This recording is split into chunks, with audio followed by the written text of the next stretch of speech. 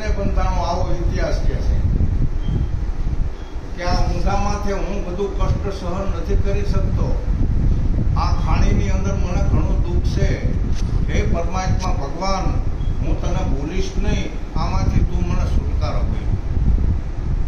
એમ આપણે 9 મહિના ઊંધામાંથી રહી અને આપણો જન્મ થયો અને આપણે હવળા થયા, અને હવળા થયા પછી આપણે પરમાત્માને યાદ નથી કરતા.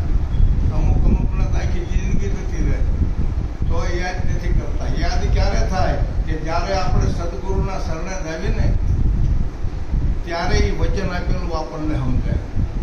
એ વખતે વચન આપ્યું હતું, એ વચન ત્યારે સમજાય કે ખરેખર હું તો વચને ભર્યો તો એ વખતે, અને અત્યારે મારે આ વચનનું પાલન કરવું પડે. ભગવાન હું તને ભૂલીશ નહીં, પરમાત્મા હું તને ભૂલીશ નહીં. અને જ્યાંને જ્ઞાન લીધું એ નથી ભૂલ્યો, એ તો શરણે જો એટલે પછી એના માટે લક્ષ નથી. નહીતર તો જુઓ ચારે ખાણીની અંદર ફરીને આવ્યો છે, અનંત દુઃખ વેઠી. કારણ કે નરકનું દુઃખ જેવું તેવું નથી. આ દુઃખમાંથી આપણને મુક્ત કર્યા છે, અને હવે પાછું બંધનમાં પડવાનું થાય છે. તો મુક્તિ ક્યારે?